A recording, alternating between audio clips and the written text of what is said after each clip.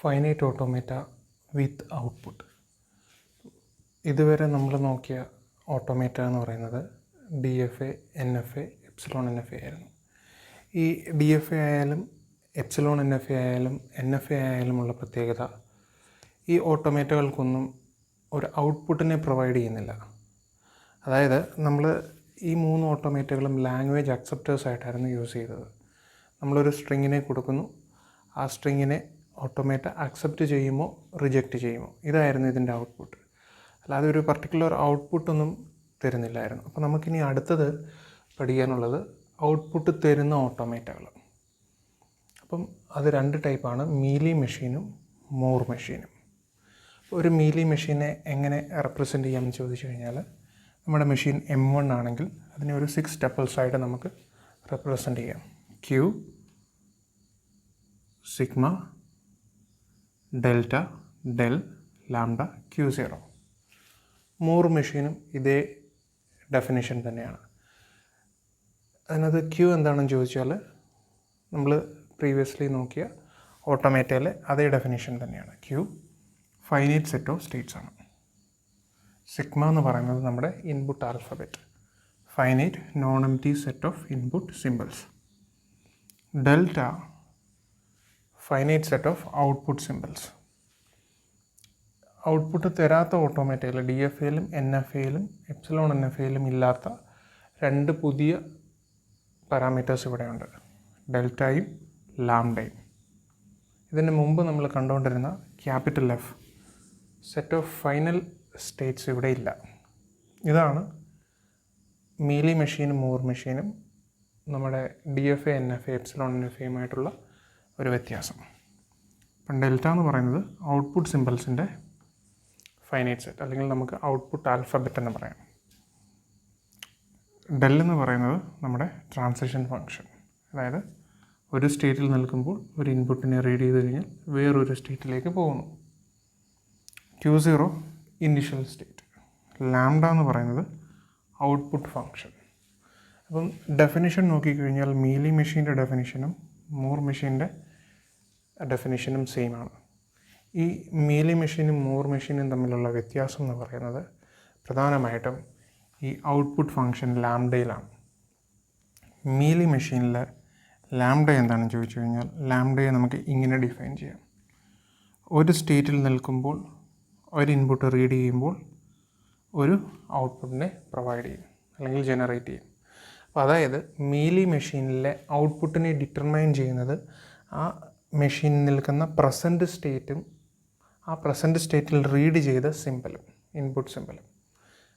Mealy മെഷീൻ്റെ ഔട്ട്പുട്ടിനെ determine ചെയ്യുന്നത് ആ മെഷീൻ്റെ പ്രസൻറ്റ് സ്റ്റേറ്റും ഇൻപുട്ടും, ഇത് രണ്ടും കൂടെ ചേർന്നാണ് ഔട്ട്പുട്ട് എന്താണെന്ന് തീരുമാനിക്കുന്നത്.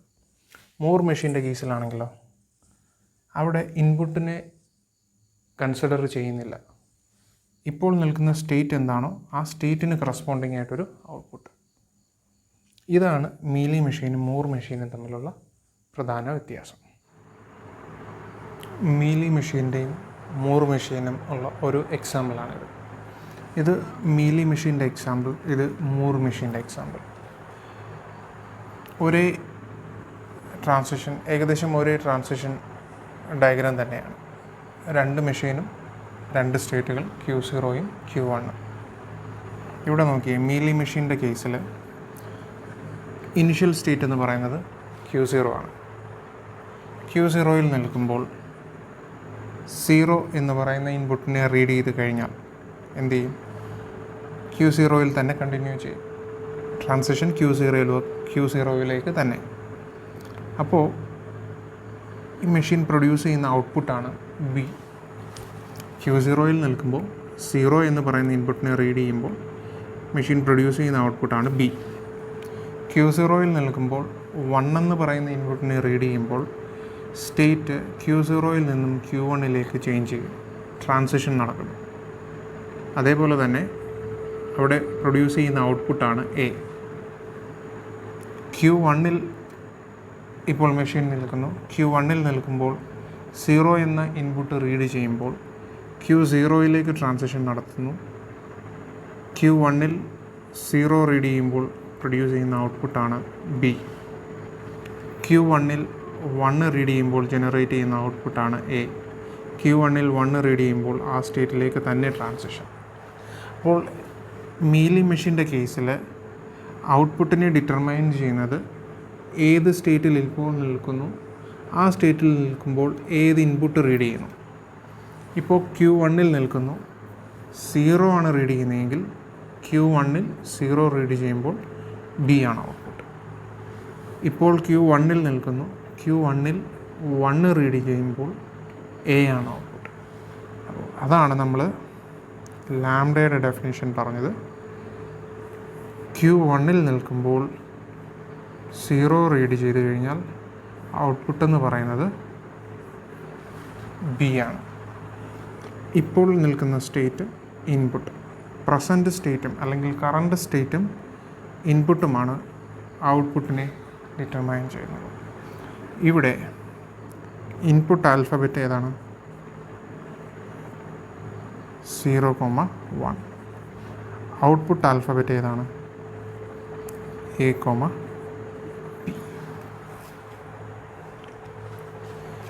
ഇനി മോർ മെഷീൻ്റെ കേസ് നോക്കിക്കഴിഞ്ഞാൽ Q0 ആണ് ഇനിഷ്യൽ സ്റ്റേറ്റ്, അടുത്ത രണ്ടാമത്തെ സ്റ്റേറ്റാണ് Q1. ഇവിടെ നോക്കിക്കഴിഞ്ഞാൽ ട്രാൻസിഷൻ അല്ല ഔട്ട്പുട്ട്, ഓരോ സ്റ്റേറ്റിനാണ് ഔട്ട്പുട്ട്. Q0 എന്ന് പറയുന്ന സ്റ്റേറ്റിൽ നമ്മുടെ മെഷീൻ ഓട്ടോമേറ്റഡ് നിൽക്കുമ്പോൾ ആ സ്റ്റേറ്റിൽ എൻ്റർ ചെയ്യുമ്പോൾ ഒരു ഔട്ട്പുട്ട് പ്രൊഡ്യൂസ് ചെയ്യുന്നുണ്ട്. അപ്പം എന്തായാലും ഇനിഷ്യൽ സ്റ്റേറ്റിലായിരിക്കും ആദ്യമേ. അപ്പോൾ Q0-ൽ നിൽക്കുമ്പോൾ ആദ്യമേ തന്നെ എ എന്ന് പറയുന്ന ഒരു ഔട്ട്പുട്ടിനെ ഓട്ടോമേറ്റ ജനറേറ്റ് ചെയ്യുന്നുണ്ട്. എയിൽ നിൽക്കുമ്പോൾ 0 എന്ന് പറയുന്ന ഇൻപുട്ടിനെ റീഡ് ചെയ്തു. അപ്പോൾ ട്രാൻസിഷൻ എങ്ങോട്ടാണ്? Q0-ലേക്ക് തന്നെയാണ്. അപ്പോൾ Q0 എന്ന് പറയുന്ന സ്റ്റേറ്റിൽ നിൽക്കുന്നതുകൊണ്ട് എൻ്റർ ചെയ്യുന്നതുകൊണ്ട് ഔട്ട്പുട്ട് ഏതാണ്? എ ആണ്. ഇനി Q0-ൽ 1 റീഡ് ചെയ്തു, ട്രാൻസിഷൻ നടന്നു Q1-ലേക്ക്. Q1-ൽ എത്തിക്കഴിയുമ്പോൾ ആ സ്റ്റേറ്റിൻ്റെ ഔട്ട്പുട്ട് ബി ആണ്. അപ്പം ബി എന്ന് പറയുന്ന ഔട്ട്പുട്ടിനെ ജനറേറ്റ് ചെയ്യും. Q1-ൽ നിൽക്കുമ്പോൾ 1 റീഡ് ചെയ്ത് കഴിഞ്ഞാൽ വീണ്ടും Q1-ലേക്ക്. Q1-ൽ എൻ്റർ ചെയ്യുമ്പോൾ ബി Q1-ൻ്റെ ഔട്ട്പുട്ട്. Q1-ൽ 0 റീഡ് ചെയ്യുമ്പോൾ ട്രാൻസിഷൻ Q0-ലേക്ക് നടക്കും. Q0 എന്ന് പറയുന്ന സ്റ്റേറ്റിൽ എൻ്റർ ചെയ്യുമ്പോൾ എ എന്ന് പറയുന്ന ഔട്ട്പുട്ടിനെ ജനറേറ്റ് ചെയ്യും. അപ്പോൾ ഇവിടെ നോക്കിക്കഴിഞ്ഞാൽ ഇൻപുട്ട് കൺസിഡർ ചെയ്യുന്നില്ല. ഓട്ടോമേറ്റ ഒരു കറസ്പോണ്ടിങ് സ്റ്റേറ്റിലെത്തുമ്പോൾ ആ സ്റ്റേറ്റിൻ്റെ ഔട്ട്പുട്ടിനെയാണ് ജനറേറ്റ് ചെയ്യുന്നത്. അപ്പോൾ ഇവിടെ ഓരോ സ്റ്റേറ്റിനും കറസ്പോണ്ടിങ് ആയിട്ട് ഒരു ഔട്ട്പുട്ടുണ്ട്. അതുകൊണ്ടാണ് Q0-യുടെ ഔട്ട്പുട്ട് എന്ന് പറയുന്നത് എ, Q1-ൻ്റെ ഔട്ട്പുട്ട് എന്ന് പറയുന്നത് ബി. അതുകൊണ്ടാണ് നമ്മൾ ഔട്ട്പുട്ട് ഫംഗ്ഷനെ ഡിനോട്ട് ചെയ്തത് Q gives ഡെൽറ്റ. സ്റ്റേറ്റ് ഇപ്പോൾ ഏത് സ്റ്റേറ്റിൽ നിൽക്കുന്നു? കറണ്ട് സ്റ്റേറ്റാണ് ഔട്ട്പുട്ടിനെ ഡിറ്റർമൈൻ ചെയ്യുന്നത്. അവിടെ ഇൻപുട്ടിന് കൺസിഡർ ചെയ്യുന്നില്ല. ഇവിടെയും ഇൻപുട്ട് ആൽഫബറ്റ് എന്ന് പറയുന്നത് സിഗ്മ എന്താണ്? 0,1. ഔട്ട്പുട്ട് ആൽഫബറ്റ് എന്താണ്? A, B. നമുക്ക്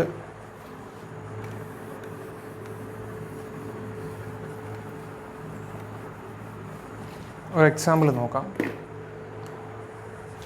നമ്മൾ 1010 എന്ന് പറയുന്ന ഒരു സ്ട്രിങ്ങിനെ, നമ്മുടെ സ്ട്രിങ് എന്ന് പറയുന്നത് 1010 ആണ്, നമ്മുടെ മീലി മെഷീനിലേക്ക് കൊടുക്കുകയാണ്. അങ്ങനെയാണെങ്കിൽ എന്തായിരിക്കും ഔട്ട്പുട്ട് എന്ന് നോക്കാം.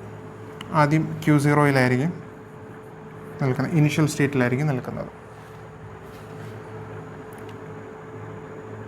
ആദ്യത്തെ 1 റീഡ് ചെയ്യുമ്പോൾ Q1-ലേക്ക് പോകും. അപ്പം ജനറേറ്റ് ചെയ്യുന്ന ഔട്ട്പുട്ട് എ.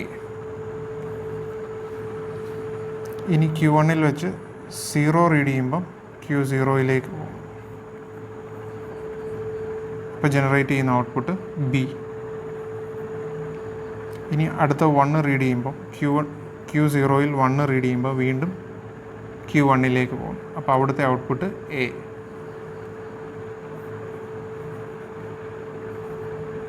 ഇനി ലാസ്റ്റ് ഇൻപുട്ട് സിമ്പിൾ 0. Q1-ലാണ് നിൽക്കുന്നത്. Q1-ൽ 0 റീഡ് ചെയ്യുമ്പോൾ Q0-ലേക്ക് പോകും. അവിടുത്തെ ഔട്ട്പുട്ട് ബി.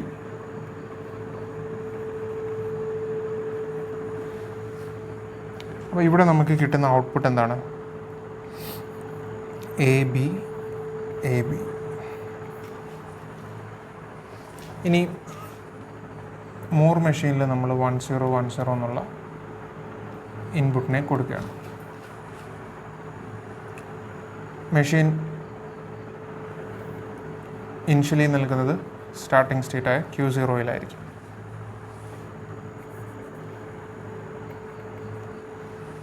Q0-യിൽ നിൽക്കുമ്പോൾ Q0-ക്ക് ഒരു ഔട്ട്പുട്ടുണ്ട് എ. ആ സ്റ്റേറ്റിൽ നിൽക്കുമ്പോൾ ആ ഔട്ട്പുട്ടിനെ ജനറേറ്റ് ചെയ്യും എ. അതായത് ഇവിടെ ശ്രദ്ധിക്കേണ്ട കാര്യം, ഇവിടെ ഒരു ഇൻപുട്ടും ഇല്ലാതെ തന്നെ നമ്മുടെ ഫസ്റ്റ് ഇൻപുട്ടിനെ റീഡ് ചെയ്യുന്നതിന് മുമ്പായിട്ട് തന്നെ എ എന്ന് പറയുന്ന ഒരു ഔട്ട്പുട്ടിനെ ജനറേറ്റ് ചെയ്യുന്നു. കാരണം ഇവിടെ സ്റ്റേറ്റിനാണ് ഔട്ട്പുട്ട്, ട്രാൻസിഷൻ അല്ല. അപ്പോൾ Q0-യിൽ ഓട്ടോമേറ്റ പ്രോസസ്സിംഗ് തുടങ്ങുമ്പോൾ ആദ്യം എൻ്റർ ചെയ്യുന്നത് ഇനിഷ്യൽ സ്റ്റേറ്റിലായിരിക്കും. ആ ഇനിഷ്യൽ സ്റ്റേറ്റിൽ എൻ്റർ ചെയ്യുമ്പോൾ തന്നെ ആദ്യത്തെ ഇൻപുട്ടിനെ റീഡ് ചെയ്യുന്നതിന് മുമ്പായിട്ട് തന്നെ ആ സ്റ്റേറ്റിൻ്റെ ഔട്ട്പുട്ടിനെ അവിടെ ജനറേറ്റ് ചെയ്യും എ. അത് കഴിയുമ്പോൾ ഫസ്റ്റ് ഇൻപുട്ട് സിമ്പലിനെ റീഡ് ചെയ്യും 1നെ റീഡ് ചെയ്യുമ്പോൾ Q1-ലേക്ക് പോകുന്നു. Q1-ൻ്റെ ഔട്ട്പുട്ട് ബി. ഇനി അടുത്ത ഇൻപുട്ട് സിമ്പിൾ 0, Q0-യിലേക്ക് പോകും. Q0-യുടെ ഔട്ട്പുട്ട് എ. അടുത്ത ഇൻപുട്ട് സിമ്പിൾ 1, Q1-ലേക്ക്.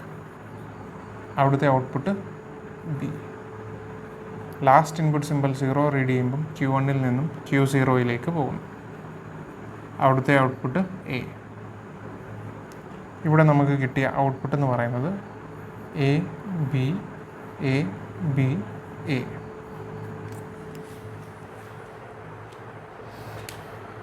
അപ്പം ഇനി ഇവിടെ ശ്രദ്ധിക്കേണ്ട വേറൊരു പോയിൻ്റാണ്, ഇവിടുത്തെ ഇൻപുട്ട് സ്ട്രിങ്ങിൻ്റെ ലെങ്ത് എത്രയായിരുന്നു?